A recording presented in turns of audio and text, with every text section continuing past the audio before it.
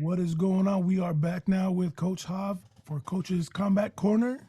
Our other co-host, Mr. Cain Velasquez, is off doing some racing, so he will not be joining us today. Coach, how's it going? It's going good.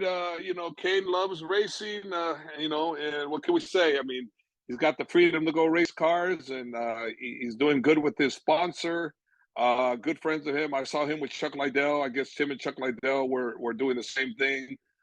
So in Vegas, I believe. I don't know. Was it Vegas? Or it I looked like think it they was were in out in Vegas, Vegas right? racing. Yeah. Yeah. Kane loves cars, so he'll be with us on the next one.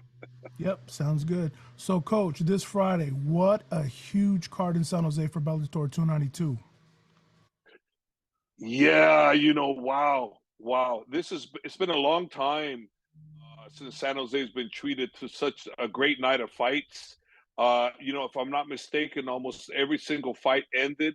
In the first round, second round.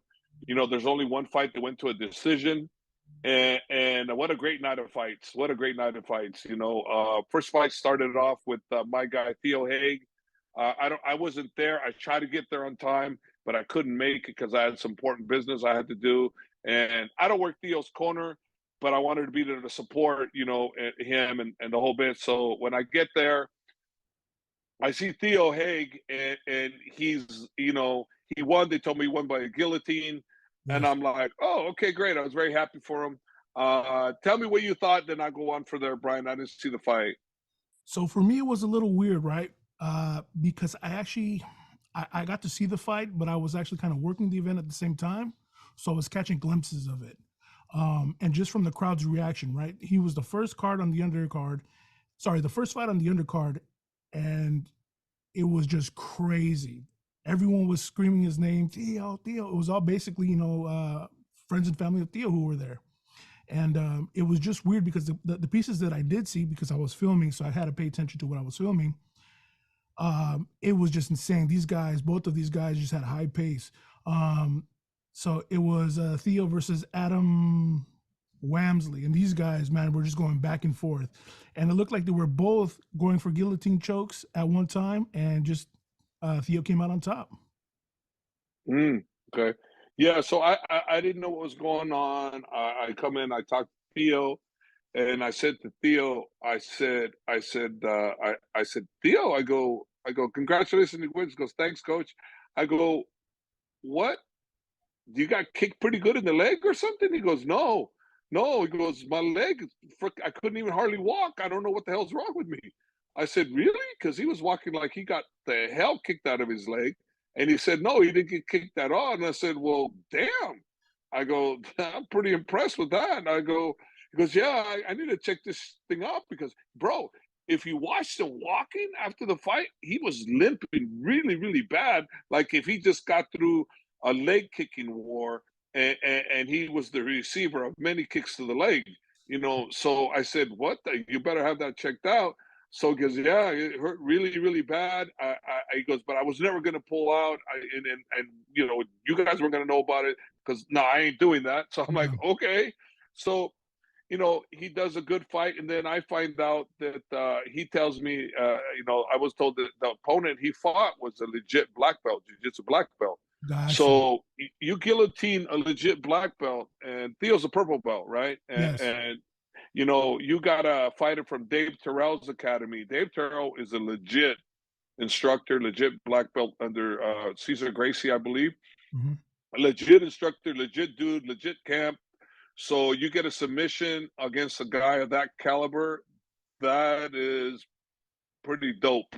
And also, Theo said his opponent told him that, you know what, I underestimated you. And I could see that happening when you're a black belt, high accolades, and your coaches are really respectable, advanced instructor in Jiu-jitsu practitioners. jiu-jitsu and Yeah. many years, yes. So I can see you underestimating someone, and that's a mistake that Theo's opponent won't make again. So yeah, they ain't making a mistake again. So Theo won with the guillotine. We heard it's very nice, and the first round, and then Laird Anderson, Yes. our other AKA guy that now lives Jeez, in that guy. Texas. He just moved to Texas. I didn't see his fight. You can explain that one. I didn't see it at all. Same deal. Same deal. It was like high intense pace. Nice scrambles, you know. And what shocked me is actually his striking. He stroked a little bit more. Sorry, he did a little more striking to get into the grappling portion, but once again, he got that rear naked choke, and that was it. These guys Yeah, are just Laird Anderson is a young prospect to look out for. He's 3-0 now under and Bellator is, I'm sure, going to be pushing him some more, and I'm yes. sure Theo Haig will be pushed also because those are two young prospects, good looking prospects that know how to strike, know how to finish, know how to wrestle. They can do it all. So that's a good one. And then the next fight that we had with Real quick, Tony coach. If Johnson. real quick, if I remember last week, you actually mentioned that Theo Haig was the person to watch. Yes, yes. I He's going to said he be was a a person to star. watch. Yeah. And I didn't realize he was going in that injured. Had I known he was going that injured, I would have said, "Hey, cancel your fight. Don't Yeah. fight." Because I'm on the safety side. But a real fighter, they fight injured. They don't care. They're so they block it out. They'll block it out. And believe it or not, they'll go into the fight blocked out. The injury's blocked out till it's over. Then all of a sudden, oh shit, my leg hurt, my leg hurt, my leg hurt. And the But great during that time they're fighting, they're fighting, and that's what happened there. And congrats to Theo. I'm very proud of him. He did fantastic. And then Laird, congrats to him. Great yes. fight, Laird. You did great. And then the next fight was who was that? Davlit. Uh, Enrique Barzola was the next one after that. I'm sorry, you had Josh Hill versus Cass Bell. Caspel, and that was the only fight that went the distance. I didn't see that fight, so That I was don't a know. great fight, man. These But guys, I both of heard it them was traded back and back and forth, forth. right? Yeah, yeah. Yeah, Caspel and the other guy. I seen the other guy fight. They're both good MMA fighters and That one good could have gone either entertaining for the way. crowd. That one could have Yeah, gone either way. could have gone either way. Yeah, I was too busy in Barzola, so I wasn't. I didn't really watch that fight. Then after that, it was what was it? Tony? No, it was Davlet. Davlet, right? Davlet. Oh, I'm sorry. Right after Theo, it was the Tony Johnson. Tony Johnson versus Khalid Murtaliv. I'm murdering No, his name. Tony Johnson was after Laird. After It was Laird. Uh, Theo, Tony Johnson. Oh, you know what? No, there it wasn't. was it was Davlet. He was the 2 light heavyweight, the light heavyweight bout. I'm pretty sure. And then it was Tony Johnson after that, and then it was Enrique Barzola after that.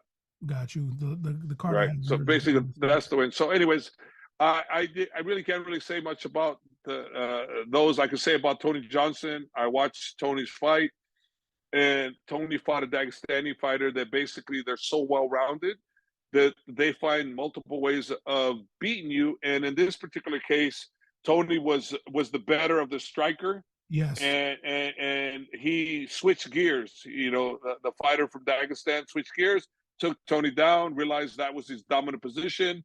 I'm pretty sure his corner was telling him to keep it on the ground. The guy's too dangerous on the stand up. So go through and through the whole bit. And then so he did what he needed to do to win. It was a good fight. Good fight for the Dagestani fighter. Tony, he comes in the back in an arm sling, and I'm He saying, broke his hey, arm in great the second effort. round. Yeah. And he said in the second round he got hit with the kick. The He teeth. said he broke his bone in two places. Yeah. And I said, dude, why didn't you stop the fight? He goes, I ain't stopping the fight. Oh I ain't doing that. I'm fighting. I go, okay, much respect, but it's like, yeah, you got to respect. How can you not respect Tony? That's a warrior mentality. He died with the shield out there. He went down with the shield. He was going to say, hey, stop, stop, stop. And that's what he did. Hey, big props. What a warrior! What a warrior! And that's all you can say is what a warrior. So Tony didn't get the W. He got his arm broken in two spots for it. And the other guy, what's his other guy's name? I don't remember the name. I'm horrible with that stuff. Khalid Murtaliv. Khalid. Yeah, Okay, Murtaliv. so Khalid got the win. He's a good fighter, up and coming fighter. Need to watch out for him. He's definitely on the rise for Bellator. So he's a good, exciting fighter. He can do it all, and that's what you're looking for. MMA is a combination of striking, grappling, jiu-jitsu, sambo, mixed all together. And you got to know how to do them all to survive in this game. Yeah. So following that bout, we had Enrique Barzola. against his opponent. Was the opponent? Right. What was the opponent's name again? Eric Perez from Mexico. Perez from Mexico. From Mexico, right? Eric Perez Right. from Mexico. It was a Mexico Enrique versus Brazilian. Barzola. Yeah, Enrique Barzola, pure warrior. Both of them pure warriors. I saw Enrique the way he was training when I came back from Australia after Islam's fight. And I'm looking at Enrique and I go, Enrique, I go, the way you're sparring right now, your opponent is a hell of a striker. And what he can't do is wrestle. So you need to focus on the wrestling. So Enrique, basically the last 3 weeks I was in town, we focused on the game plan, which is the game plan was to strike to wrestle, Try to wrestle to wrestle. strike. And at the beginning of the fight, it was nothing but a slugfest. Yes. Enrique hurt Eric with a good shot, good straight right hand, but then Eric came back and hit Enrique with some good leg kicks. So they were going back and forth. After the first round, I tell Enrique, "How do you feel?" He goes, "Great, coach, great." I go, "Okay, good. Now let's go. Let's go back to what we talked about. Let's go back to the wrestling. Okay, you come in, you strike, blah blah blah. Work the wrestling. Got to work the wrestling angles. He can stand with you all day long, but he can't wrestle with you. So wrestle. Continue the wrestling." So Enrique continued with the wrestling, and Eric got really good at dealing with the wrestling. So then Enrique followed up with the Back to the punches. That's striking. instinctive. So when you're well rounded, if something's not working, you go to another. And if this is not working, you go here. So Enrique kept pushing the pace, His cardio was and just on a Eric, different level. yeah, his cardio was it's just great.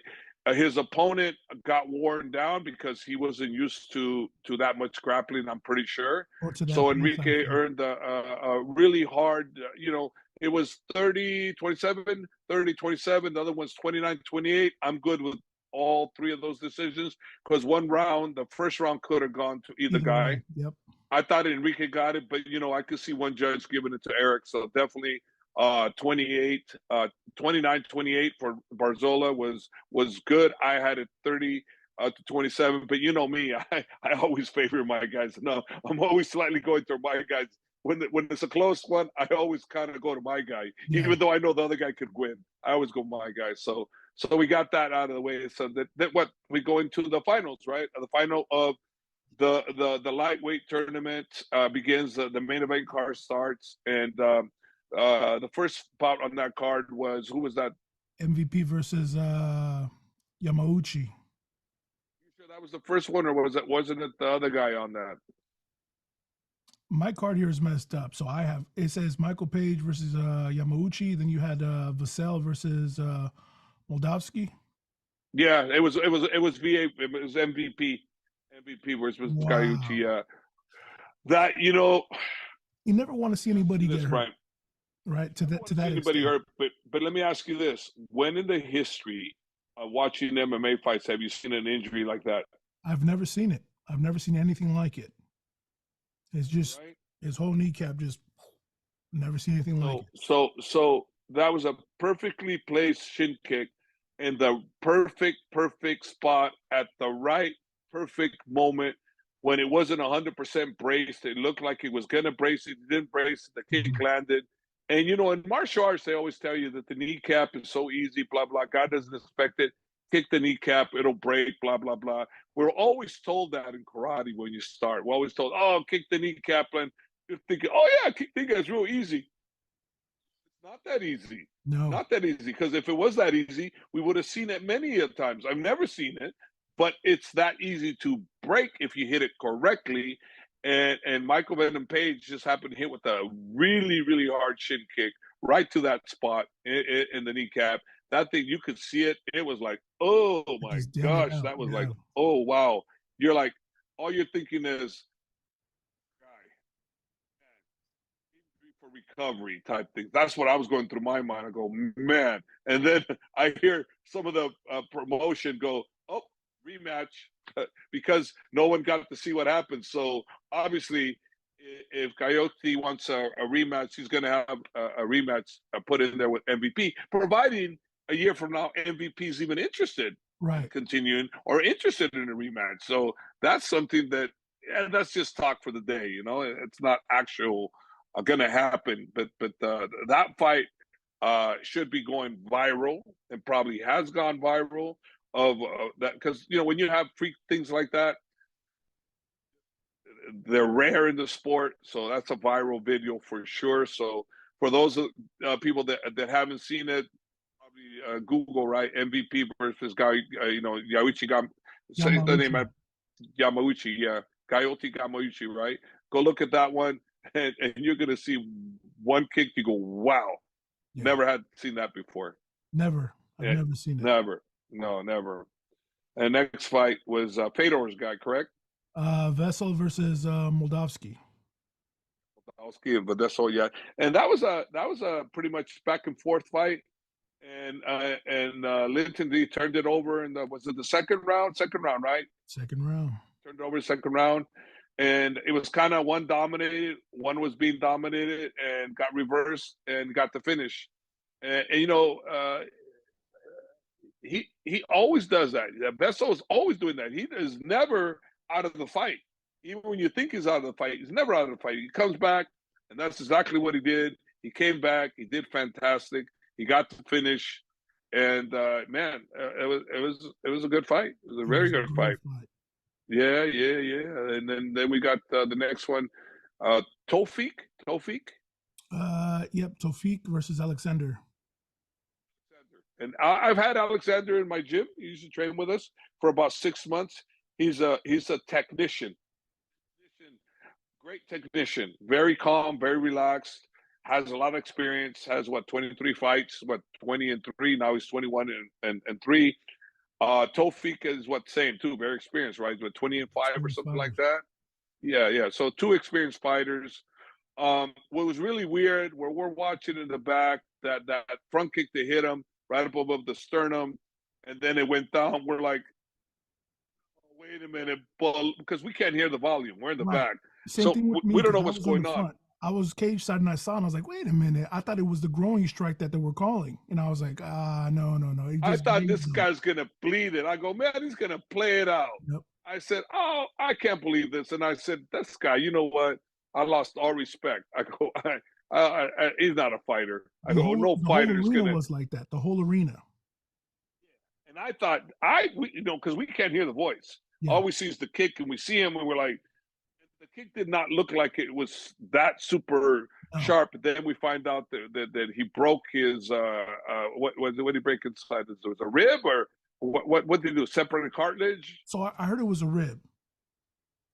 I'm not 100% sure because the announcers didn't even know what happened, because everyone was looking at the growing shot and they were like, oh my gosh, come on, he's really gonna, forfeit on the growing shot. Milk it out. We thought he Yeah. was milking it out. It was confusion because I don't Yes. think the ref even knew Nobody what the knew. hell happened. Yeah. And then with the language Right? If the barrier, ref knew, if the ref knew what was happening, the ref would have called the fight right then. It's over got because it medical was in right due to the away. strike. It was due to the Yeah. strike. So it's a KO. It was a body kick KO. Yes. But he didn't KO. know, so it confused us too. We didn't know what was going on. We were thinking, this guy's gonna bleed it out. Are you kidding me? The whole That arena was booing him, not knowing what was going on.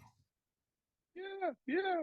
But let me ask you this: was he pretending that it was the groin, or was he pretending it was? I'm confused because I don't remember. If you look at the replay, it looks like he's grabbing his groin, like, hey, it was a low blow, and that was it. Even the commentators didn't know because I couldn't hear anything. Nobody knew. I don't know if it was a language barrier that he couldn't, really tell what was going on as far as the injury, but yeah, nobody knew. And that's why everybody was booing him. So afterwards, once you start looking at the news outlet, they said that it was actually a broken rib, that it was a teep kick to the broken rib that caused the It was broken. a front teep kick. It was Yeah. like a front teep kick, kind of. Yes. So those a teep kick, uh, they're good, but a front kick, a karate style front kick, they're a little bit, they're a little bit more. The teep kick is more like keep you at range, keep you at range, keep you away, keep you away. The front kick is the damaging one. But But that's what it looked like. It looked like it barely touched him and just grazed the groin. So that's why everyone thought he was milking the growing shot. we all thought he was milking the groin shot, and, Yeah. and apparently he wasn't. Or maybe he was, and I'm thinking he probably wasn't. He probably wasn't milking it. He was just in pain Yeah. and the language barrier. I think the issue is the pain and the language barrier. and I can't continue type thing, you know. So I think there was a lot of confusion. I think the Yes. fighter himself was confused, On you know. both ends. So Yep. yeah, so we'll give it at that. But they made the right call. It was the kick to the sternum and the separator break, like you said, broke the ribs. So And that's it was a so it KO, was a not TKO, KO, right, Coach? yeah, If I KO, recall. KO. Has to be KO. That's not TKO. That's a KO. Now, do You you know, so rematch that's the this way it one? should count. No, you can't rematch this because this is the tournament. This is a tournament fight. So Or do you run it so back you later know, on down the line? Alexander goes on to the semifinals. So you know, we're dealing with, in my opinion, the toughest tournament in the history of tournaments within weight classes. This is the toughest tournament ever. I've never seen a tougher tournament than this because there's so many guys that could win this. So many guys. Alexander can win the whole thing. AJ McKee in that bracket can win the whole thing. Yes. You know, this is one tough. Even the former champ Patricky can win the whole thing. So many people on here can win this whole thing. You know, the guy Tofik, right? Tofike. Yep. He's the dark horse to have won that tournament. So he potentially could have been to the finals, right? Alexander definitely is another one. So we'll see what happens between McKee and Patricky, right? Yes. And the winner of those is gonna fight Alexander. And the winner of that has got a hell of a fight with Alexander. I don't know how that's going to go, and I really don't know how McKee is going to do with the former champ because that could go either way. I would think probably slight edge is going to go to McKee. You know, for me as a coach of Uzman, I would want McKee to make it to the finals because that will make the Wow. biggest bang, the biggest message, the biggest attention grabber. So for me, that's the way I want it. The two young lions making it to the Wow. end. That's what I want to see, but that doesn't mean that's what we're gonna see. Okay, because then now we got the main event. You know, we got Benson Henderson, and he's going up against Usman, my champion, who I happen to think is super talented. I've made comments about he's the most talented guy that I've ever trained. Anybody I've ever trained, the most talented in every area. And last night, he's proving my point. What I said, that question mark kick that he did was beautifully executed, and all Usman could tell him is, coach, we need to work on that kick. We need to make it better because he slipped. He slipped as he threw it. Slipped. He hit Benson with it. Benson dropped, and then they went into a scramble. He went to try to finish him. Benson was beautiful in defending. I mean, Yes. but Usman was beautiful in gaining top position, top control. So my point was proven as far as how well-rounded Usman is, and everything I said about him being that talented, a superstar on the rise, and again, proven point, superstar on the rise against a legend. A guy that is not, no matter who you are, you're not doing that to Benson Henderson. You No. know, if that question mark kick had not landed, who knows how the fight would have went? Who knows? Of course, I'm the coach, right? I'm saying no, we were going to win. I was prepared for 5 rounds. Someone said, "Hey, what do you think? First round, second round?" I go, "You crazy? That's Benson Henderson. He's been there with everybody, and he's lost to the best, and he's beat the best. And he's So beating the best. don't count this guy out. You cannot count this guy out. I mean, the only time we ever been finished in spectacular fashion is when Anthony Pettis did the run up kick on the fence and knocked him out. That was the only time that I remember him being KO'd, and that was KO'd on that kick. He wasn't KO'd with this question mark kick. The question mark kick just led for him to be choked. With the Showtime kick, I don't think he was KO'd. He did get up, and I think it went to the judges, and they gave it to Pettis. I don't think he was knocked out. Right. I think you're Yeah. right. I think you're right. But that made such world news. Yes, that was You everywhere. know, That was the it, highlight. it put That was the it put Anthony Showtime kick. Pettis on the Wheaties. It put him on the Yes. Wheaties box. Remember, Showtime put him on the Wheaties Yes. box because that was an unbelievable kick. Oh, So yeah, spectacular. that kick was just unbelievable, and it just goes to prove that Usman is the real deal. He Yeah. is the real champ, and he's the guy to beat. And yeah, what are you gonna do? He's the champ to beat. So let's see what happens next. On the next round where McKee is gonna fight Patricky, the former champ. I don't know when date's going to be, but then under that, and the undercard, it's going to be Brett Primus, right? And he's Yes. fighting the French champion. I don't know his name, but you know, I don't know the I've top of seen my him head fight. either. I've seen him fight Islam Makhachev early in his career. This guy gave Islam fits. This guy's no joke. Brett Primus has got his hands full. Let's see what happens, but that's who our next opponent's going to be. I'm kind of anxious to see how that unfolds. You know, for me, it's kind of one of those things where I want AJ McKee to be in the finals. You know, and of course, because you know I'm being selfish. You know, I want the most bang for my buck for my guy, and that's going to give us the biggest bang for our buck is having AJ McKee on the other side because he's charismatic. He's a former champ in the 145 featherweight division, and he could talk, he could fight. You know, and I think it'd be a great. But again, we don't know what's going to happen because this Right. tournament is so tough. That I'm telling you this. There's so All of many a sudden, different it turns moving out to be parts. complete Yeah. opposite. It didn't happen like you said. Ha ha, coach. This and that, and they'd be correct. They would be correct. So, but I have to project my guy because that's my guy, and Yeah. I have to feel that we can beat everybody, and I have to work technique and the mental, the strategy with Habib and I, you know, because Habib's still with me. A lot of people don't realize that even though Habib's not there in the corner, Habib's with us on the phone. He's with us there. He's with us Give on the his game input. plan. He's Yeah. with us all the way through. And a lot of people that don't understand is, well, Habib wasn't there. Well, Habib wasn't there for the title fight either, and he wasn't there for the training either for when he won the title. So Habib is always going to be with us, whether he's there in Yes. person or not. He's always with us, and he was with us there. He was with us before the fight on the phone. He was with us after the fight, and that's always never going to change. Those are his brothers, and that's his legit cousin and brother because that's how they are. They're a family, and they're all, so for those people that are wondering where was Habib, well, Habib isn't going to He's be there. there, but he's He's there. there. So Yeah. just know that he's in the back. He's on the phone. When Islam Makhachev was fighting Alex Volkanovski, Same deal. he was on the phone right before we're going out, talking to him, encouraging him, telling him what to do. After the fight, Habib was on the phone with Islam. Of course, why? Because I'm the head coach, but the real coach, even though he's not there, in my opinion, is still Habib. Yes. Habib is he's still the big mentor, but I'm Habib's coach.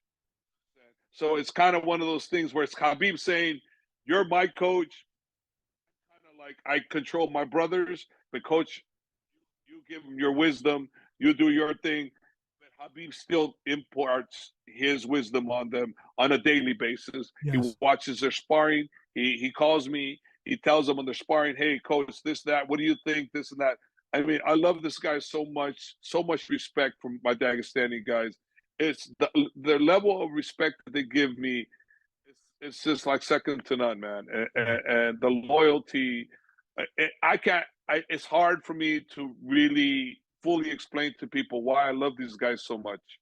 You know why I'm there for them that much because when a brother they say you're your brother, those guys That's are it. your brother. You're locked It's in. like I mean, people going, well, hey, what's going to happen with Usman and Islam? I go, okay, well, let's logically look at this. Okay, number one, Bellator is a great organization. They're a top organization. They got the best lightweight tournament in the world ever. Hands Okay, down. so they Hands got down. great fighters. They pay great. So, Yes. and Islam Makhachev is the lightweight champion. I don't see Islam not being the lightweight champion anytime soon. I mean losing it. I see him maintaining it because that's what he chooses to do. I see him at some point once he clears out the division like he wants. I see him moving up, He said and so. then at that point, if Usman is in that position where things are working out with Bellator or not working out with great with Bellator, you know, he can decide what he wants to do then. But in the meantime, there's no those two guys fight. That's never going to happen. They're No. brothers, you know. And if Islam stays 5, 6, 7 years with the UFC, Usman will stay 5, 6, 7 years with Bellator. And even if Islam decides to retire, that doesn't mean Usman is going to come over to UFC? He's No, good. He's good where he's at. he's good. They He's take good where great he's care at. of He's him. got super tough competition. Hmm. He's involved with a great organization, Yes. and you know what? I've never heard any complaints from any fighter that's there. No. About the treatment. They love their treatment, and you know what? Vice versa. It's like or you're good. You're good. No matter what, you're good. But one thing's for sure, you'll never see these two guys fight ever. No. And it's like the one saying that I love that Islam Makhachev said, he goes, brother, if I want to see, Habib's belt, if I want, I go to his house and I go get belt. And that's just in a funny way. That's just like saying that's how they are. That's Yeah. how much they are. They're never going to fight. So for us to talk about them, what if, get what ifs. Those are never going to happen. Reality is never going to happen. Best you could hope. I don't think that's going to happen either. But if it could, Islam's retired or moved up in weight, maybe there's a possibility. It all depends where he's at with Bellator, and if he hasn't retired before Islam retired. Usman might retire early too. You don't know. I don't know. I don't crystal ball. That's like saying Habib is going to retire. Shit, Habib retired. I didn't even know he was going to retire. I had zero idea. I'm like, what? He's like, what? He retired? I'm like, what? He didn't. And I'm like, hey, his mother wanted him to retire. He retired. Hey, big respect. He's a The man of crazy his thing word. about that is that he's always played around like, oh, I got two more fights, I'm gonna retire. And then, he said that to me before, and I was like, oh yeah, kind of, just egging him on or just jiving with him. But yeah, he did. Well, I was present when his father was alive, and the discussion was he would fight. His father said at 30, 30 now. I want you to retire, and I want your 30th fight to be with GSP. His Wow. father's dream fight, because his father had the utmost, Respect. biggest, most respect for GSP out of all the fighters within Habib's reach. But his father did not want the fight to be at 170. He wanted the fight to be at 155 or at, maybe they could have worked it out. But the bottom line is he wanted Habib's last fight to be with GSP. However, they worked out. But from what I remember in the conversation, and I'm pretty sure I'm correct, it was would be the last fight. Then after that, Habib would retire. Well, his father, unfortunately, God rest his soul, and I'm sure he's Yes. in the heavens. They're Hmm. watching over him, and his mother did not want him to fight without his father's presence, because even though he did all the training with me, his father was with him at all times on the phone talking to him. Yeah. Same way Habib is with the guys now. Now He is his doing what father his was. father was doing when I was training him. So for those people that are wondering why Habib, well, he is doing exactly what his father used to do, because his Mhm. father wasn't able to come to the States for whatever reason. We don't know. But, I was doing the training. His father was doing the training with Habib on the mental and the strategies. And as long as you have two coaches that don't conflict, which Habib's Wrong. father and I never conflicted, not one time. There was never one. No, we do this. And that's why, I always call it father's plan, because it was father's plan to do this. It was father's plan to do that. And the respect for the greatness of what Habib's father was, I don't ever want to forget. And that's why father's plan is always in words. And people's, when they're talking about things, goes, yeah, it was father's plan with Habib. Yeah, because that was designed to show respect to the greatness of his father. Yes. Yes, sir. Coach, we got about a minute left, so let's go ahead and start wrapping this Let's thing finish up. it off. Let's finish it off. A minute left. First and foremost, Hey, Mr. Benson Henderson, much respect to him, and congratulations on his retirement, and hope his future endeavors, whatever he has going on, come to fruition. huge respect, huge respect. We all clap. Very happy for him. Yeah, yeah. Very happy for him. I mean, he's a true legend. Yes, sir. All right, Good. Coach. Thank you very much for your time. Anything else you want to say All before we right, buddy. go? Time out. We'll have Kane back on next and get Next his week, expert analysis, and also, for those that want to do fan questions, leave maybe you us want to get fan comments questions. below and we'll answer Yeah. them. Yep. We'll have Kane answer them, or I'll answer them. All right, Coach. Have a safe one. Okay. Thank you. Out.